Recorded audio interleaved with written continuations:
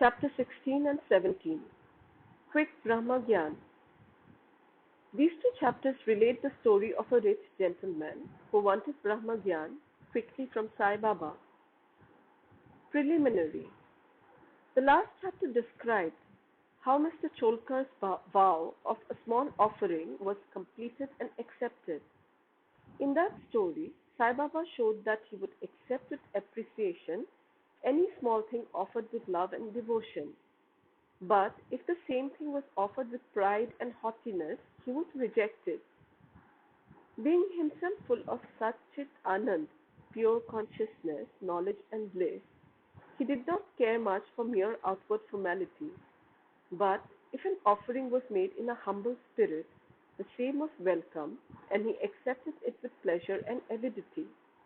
In fact, there is no person more generous and benevolent than a Sadguru like Sai Baba. He cannot be compared to the Chintamani jewel, the Kalpataru, or the Kamdhenu, as they give us only what we desire. But the Sadguru gives us the most precious thing that is inconceivable and inscrutable in reality. Now let us hear how Sai Baba disposed of a rich man who came to him and implored him to give him Brahma Gyan. There was a rich gentleman who was very prosperous in his life. He had amassed a large quantity of wealth, houses, lands, and had many servants and dependents. When Baba's fame reached his ears, he said to a friend of his that he was not in want of anything, and so he would go to Shirdi and ask Baba to give him Brahma Gyan, which, if he got, would certainly make him more happy. His friend dissuaded him, saying, "It is not easy to know Brahma, and especially so for an avaricious man like you, who is always engrossed in wealth, wife, and children. Who will in your quest of Brahma Gyan satisfy you? Who does not give away even a paisa in charity?" Not minding his friend's advice, the fellow engaged a return journey Tonga and came to Shirdi. He went to the masjid, saw Baba, fell at his feet and said, "Baba, hearing that you show Brahma to all who come to you, I too have come here all the way from my distant place. I am much fatigued by the journey, and if I get Brahma Gyan from you, my troubles will be well paid and rewarded." Baba then replied, "Oh, my dear friend, do not be anxious. I shall show you Brahma. Many people come to me and ask for wealth, health, power, honor, position, cure of disease, and other temporal matters. Rare is the person who comes to me and asks for Brahma Gyan. There is no dearth of people asking for worldly things, but people interested in spiritual matters are very rare. I think it is fortunate and auspicious moment when a person like you comes and asks me for Brahma Gyan. So forthwith I shall show to you with pleasure Brahma with all its accompaniments and complexities." Saying this, Baba started to show him Brahma. He made him sit there and engaged him in some other talk, and thus made him forget his question for the time being. Then he called the boy and told him to go to one Nandu Marwari and get from him a loan of ₹5. The boy left and returned immediately, saying that Nandu was absent and his house was locked. Then Baba asked him to go to Bala Grocer and get from him the said loan. This time also the boy was unsuccessful. This experiment was repeated again twice or thrice with the same result. Sai Baba was, as we all know, the living and moving Brahma incarnate. Then someone may ask, why did he want the paltry sum of ₹5, and why did he try so hard to get it? In reality, he did not want the sum at all. He must have known fully well that Nandu and Bala were absent, and he seemed to have adopted this procedure as a test for the seeker of Brahma. That gentleman had a roll or bundle of currency notes in his pocket, And if he was really earnest, he would not have sat quiet and be a mere onlooker when Baba was frantically trying to get a paltry sum of rupees 5. He knew what Baba would keep his word and repay the debt, and that the sum wanted was insignificant. Still, he could not make up his mind and advance the sum. Such a man wanted from Baba the greatest thing in the world, that is the Brahma Gyan. Any other man who really loved Baba would have given to him rupees 5 at once instead of being a mere onlooker. It was otherwise with this man. He advanced no money, nor did he sit silent, but began to be impatient, as he was in a haste to return, and implored Baba, saying, "O Baba, please give me Brahma Gyan soon." Baba replied, "Oh, my dear friend, did you not understand all the procedure that I went through sitting in this place for enabling you to see Brahma? It is in short this: for seeing Brahma, one has to give up or surrender 5 things. Number 1, 5 pranas, that is the vital forces. Number 2, 5 senses. Number 3, mind. Number 4, intellect. And number 5, ego. This path of Brahma Gyan or self-realization is as hard as treading on the edge of a razor." Sai Baba then gave a rather long discourse on the subject, the purport of which is given below. Qualification for Brahma Gyan or self-realization. All persons do not see or realize the Brahma in their lifetime. Certain qualifications are absolutely necessary. Number 1, mumukshu or intense desire to get free. He who thinks that he is bound and that he should get free from bondage and works earnestly and resolutely to that end and does not care for any other thing is qualified for the spiritual life. Number 2, virakti or a feeling of non-attachment with the things of this world and the next. Unless a man feels disgusted with the things, emoluments and honors which his action would bring in this world and the next, he has no right to enter into the spiritual realm. Number 3, antarmukha. Our senses have been created by God with a tendency to move outward, and so man always look outward and not inward. He who wants self-realization and immortal life must turn his gaze inward and look to his inner self. Number 4, catharsis, eliminating all base ideas and emotions. Unless a man has turned away from wickedness and stopped from doing wrong and has entirely composed himself, and unless his mind is at rest, he cannot gain self-realization even by means of knowledge. Number 5, right conduct.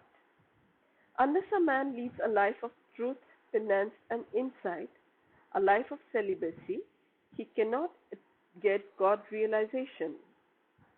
Number 6, preferring shriyas, the good, to prayas, the pleasant.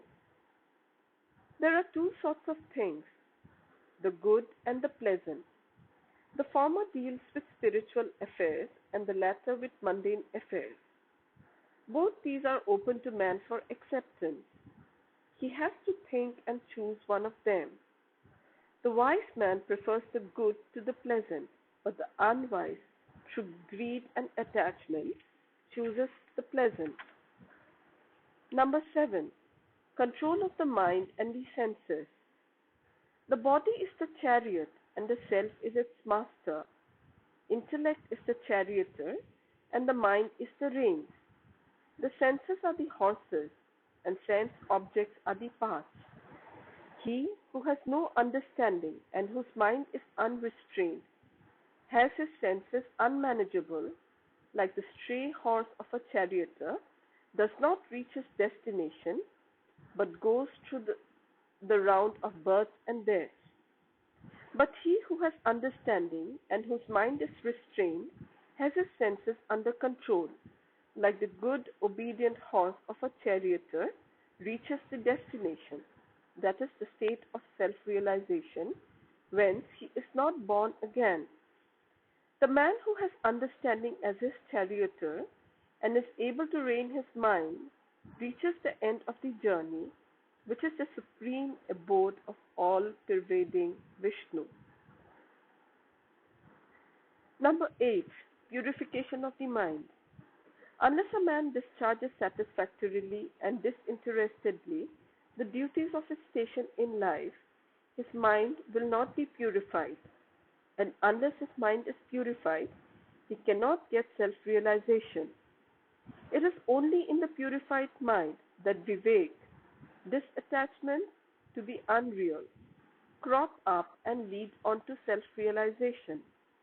Unless egoism is dropped, avarice got rid of, and the mind made desireless, self-realization is not possible.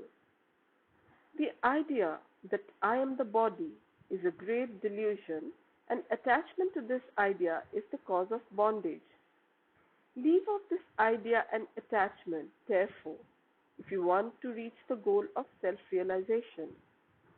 Number 9. The necessity of a guru. The knowledge of the self is so subtle and mystic that no one can, by his own individual effort, ever hope to attain it. So, the help of another person, a teacher, who has himself got self-realization is absolutely necessary. What others cannot give with great effort and pains can be easily gained with the help of such a teacher, for he has walked on the path himself and can easily take the disciple step by step on the ladder of spiritual progress. Number 10. And lastly, grace of the Lord is the most essential thing. When the Lord is pleased with anybody, he gives him viveka and vairagya and takes him safe beyond the oceans of mundane existence. The self cannot be gained by the study of Vedas, nor by intellect, nor by learning. He whom the self chooses gains it. To him the self reveals its nature, says the Katha Upanishad.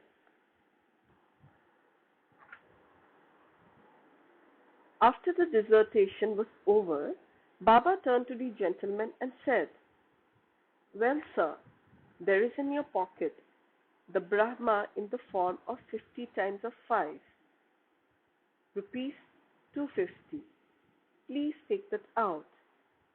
The gentleman took out from his pocket the bundle of currency notes and to his great surprise found on counting them that there were 25 notes of 10 rupees each. Seeing this omniscience of Baba, he was moved and fell at Baba's feet and craved for his blessings. Then Baba said to him, "Roll up your bundle of Brahma, that is the currency note. Unless you completely get rid of your avarice or greed, you will not get the real Brahma. How can he whose mind is engrossed in wealth, progeny and prosperity expect to know the Brahma without removing his attachment for them? The illusion of attachment or the love for money is a deep whirlpool of pain, full of crocodiles in the form of conceit and jealousy. He who is desireless can alone cross this whirlpool. Greed and Brahma are asunder as poles. They are eternally opposed to each other. Where there is greed, there is no room for thought or meditation of the Brahma. Then how can a greedy man get dissipation and salvation? For a greedy man, there is no peace, neither contentment nor steadiness. If there be even a little trace of greed in the mind, all the sadhanas are of no avail. Even the knowledge of a well-read man who is not free from the desire of the fruit or reward of his action is futile and can't help him in getting self-realization. The teachings of a guru are of no use to a man who is full of egoism and who always thinks about the sense objects. Purification of mind is absolutely necessary. Without it, all our spiritual endeavors are nothing but useless show and pomp. It is therefore better for one to take only what he can digest and assimilate. My treasury is full, and I can give anyone what he wants, but I have to see whether he is qualified to receive my gift. If you listen to me carefully, you will be certainly benefited. While sitting in this masjid, I never speak any untruth. When a guest is invited to a house, all the members of the household and other friends and relations that happen to be present are entertained along with the guest. So all those that were present in the masjid at the time could partake of the spiritual feast that was served by Baba for the rich gentleman. After getting Baba's blessings, one and all, including the gentleman, left the place quite happy and contented. Special characteristics of Baba. There are many saints who, leaving their house, stay in forests, caves, or hermitages, and in solitude in order to get liberation or salvation for themselves. They do not care for other people and are always self-absorbed. Sai Baba was not such a type.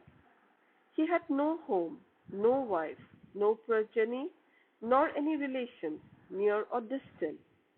Still, he lived in the world. He begged his bread from 4 or 5 houses, always lived at the foot of the neem tree, carried on worldly dealings, and taught all the people how to act and behave while living in this world. Rare are the sadhus and saints who, after attaining God vision, strive for the welfare of the people. Sai Baba was the foremost of these, and therefore, says Himmat Pant, blessed is the country, blessed is the family, and blessed are the chaste parents, where this extraordinary, transcendent, precious, and pure jewel, Sai Baba, was born. Bow to Shri Sai, peace be to all.